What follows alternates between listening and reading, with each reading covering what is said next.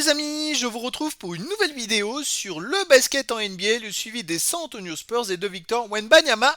Et cette nuit, les Spurs ont gagné une nouvelle fois chez les Golden State Warriors, 126 à 113, une nouvelle très grosse victoire de la part des Spurs, grosse victoire collective. Et c'est vrai que les Spurs, ils enchaînent les victoires et avec une grosse facilité, puisque c'est vrai que là, dans cette rencontre, 126 à 113, bon, ils ont mené quasiment toute la rencontre. Alors, Wemby, c'est 26 points, 9 rebonds, 4 passes, 2 comptes, une interception.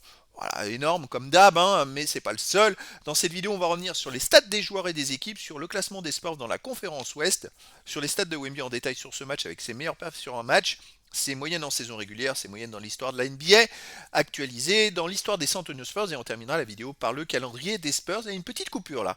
On vous en dira plus un peu plus loin. Et donc une belle victoire des Spurs juste avant le All-Star Game justement, et donc les Spurs ils ont mené dès le premier quart-temps, pas le premier quart-temps pardon, dès le deuxième quart-temps. En fait le premier quart-temps c'est les Warriors qui menaient 38-31 plus 7. Ensuite, pardon, au deuxième quart-temps, les Spurs sont revenus légèrement, 32-29 pour les Spurs, ce qui fait plus à la mi-temps, plus 4 pour les Golden State Warriors. Troisième quart-temps, gagné par les Spurs 31-27 qui passent devant dans le troisième quart-temps plus 1 et dernier quart-temps gagné 32 à 19. Là ils ont renversé un peu la situation, mais alors petit mais c'est tout simplement les Warriors ont mené d'une dizaine de points, ils avaient une énorme adresse à 3 points. Et c'est vrai que les Spurs revenaient à chaque fois grappillaient les points, et puis début de carton, en 2 minutes, les Warriors marquaient 3 ou 4 paniers à 3 points et reprenaient 15 points d'avance. C'est ce qui s'est passé jusqu'en le troisième carton où les Spurs sont revenus, ils sont passés devant et c'était fini. Après, les Warriors n'ont pas pu répéter cette démonstration à 3 points, surtout en l'absence de Stephen Curry. C'est vrai qu'ils n'ont pas démérité, mais c'est les Spurs qui ont été les plus forts tout simplement. Alors, on va aller voir un petit peu les statistiques des équipes. Il y a eu 49,5% de tirs au tir à 46% pour les Spurs. À 3 points, c'est pas terrible hein, pour les Spurs. 34% pour les Warriors, c'est ce que je vous ai dit, ils ont été très endroits, mais 25% pour les Spurs. Et au lancer franc, 85% pour les Spurs, à 76% pour les Warriors. Les rebonds, 44 à 40 pour les Spurs. Passes décisives, 37 à 35 pour les Warriors. 6 interceptions partout, 5 contre à 1 pour les Spurs. Donc là, 4 contre de plus, ça fait une petite différence, plus les 4 rebonds offensifs en plus. Ça peut jouer, les ballons perdus, 12 à 10 pour les Warriors, 2 ballons perdus de moins. Donc voilà, c'est cette petite différence avec l'adresse au tir, puisqu'à 3 points, c'était pas ça, qui fait que les Spurs l'ont remporté d'une dizaine de points. Au niveau des joueurs, on a 27 points pour De'Aaron Fox, 11 sur 16 au tir, était très adroit, 8 passes. Sinon, on a 8 points pour Vassell, 8 points pour Castle. Un peu en dedans, hein, Stephen Castle, Vassell 2 sur 8 au tir, 1 sur 5 à 3 points, c'est pas terrible, 3 sur 11 pour Stephen Castle, puis ils n'ont pas eu des grosses stats à côté. Julian Champagny, il a fait que 0 sur 3 au tir à 3 points, rien dans le match. Mais les sorties de banc, c'est Keldon Johnson, 21 points, 8 sur 13 au tir, toujours aussi fort. 14 points Dylan Harper. Harrison Barnes, 10 points, mais il fait 0 sur 4 à 3 points, c'est moins bien. Luke Cornet, 4 points. Et Carter Bryant, moi j'adore ce joueur, un petit jeune qui met 8 points, 5 rebonds, une passe, un contre. Il est vraiment très fort dans tous les compartiments du jeu. C'est un superbe sixième homme qui rentre et qui apporte vraiment beaucoup en 9 minutes. Hein. Il a joué que 9 minutes de temps de jeu, 8 points. C'est énorme. 5 rebonds, les amis, dont un offensif. Une passe, un contre. Voilà, je vous redonne les stats, mais c'est quand même en 9 minutes, c'est pas mal. Hein. Côté des Warriors, on a 17 points pour Moses Moody, 3 sur 8 à 3 points. Le gros match, Damon Green fait 17 points, 12 rebonds, 8 passes, 6 sur 14 au tir, mais 2 sur 8 à 3 points, pas très adroit. 17 points pour Melton, dont 5 sur 6 à 3 points. Lui, il a fait mal à 3 points. En sortie de banc, on a Podziemski, 16 points, avec 5 sur 12 au tir.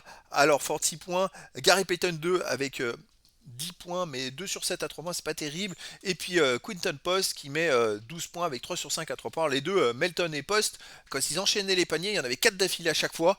Ça faisait très mal aux Spurs. Alors le classement des Spurs dans la conférence Ouest, les Spurs sont toujours deuxième. Et alors plus que deuxième, puisque derrière, les autres équipes ont encore perdu. Et donc maintenant, ils ont 4 défaites d'avance sur le troisième. C'est énorme. On en est à 54 matchs, il en reste 28. C'est pas mal, franchement, les Spurs, c'est bien embarqué pour cette saison, donc pour être dans les deux premiers, vraiment. Qui l'eût cru? Aussi haut, j'aurais pas cru. Après, c'est pas fini parce que les Thunder n'ont que 3 défaites de 2 mois, tout simplement. Et il reste encore beaucoup de matchs. À les stats de Wemby, donc il a joué 33 minutes, c'est bien qu'il dépasse les 30 minutes à nouveau, et facile. Hein. Mais en même temps, Ils se rendent les matchs faciles, parce que quand ils mènent facilement, bah, Wemby, il peut faire tourner son effectif et puis moins jouer. Enfin, les Spurs peuvent faire tourner l'effectif, puis ils jouent moins, Wemby, mais là, c'est top du top. Franchement, il n'y a rien à dire. Avec 8 sur 17 au tir, mais 2 sur 9 à 3 points, un peu moins droit. 8 sur 10 au lancer franc, encore beaucoup de lancer franc. C'est bon pour les stats, les amis.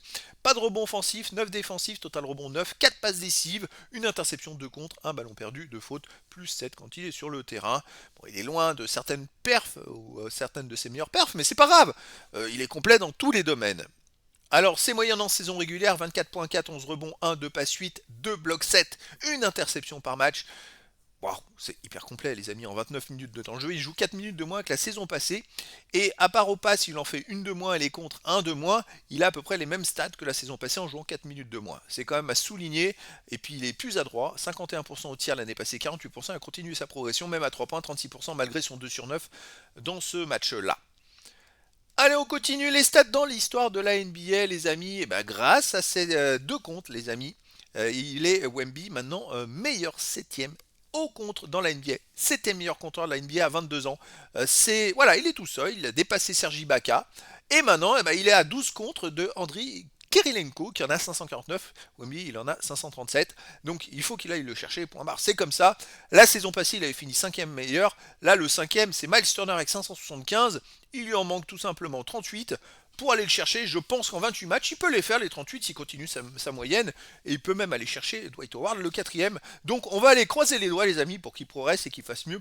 Allez, j'ai oublié de vous rajouter les écarts avec la saison passée. Il faudrait que je vous les mette, les amis. Ça pourrait être mieux, ça pourrait être sympa aussi de voir l'évolution comparée à la saison passée, s'il fait mieux dans certaines stats.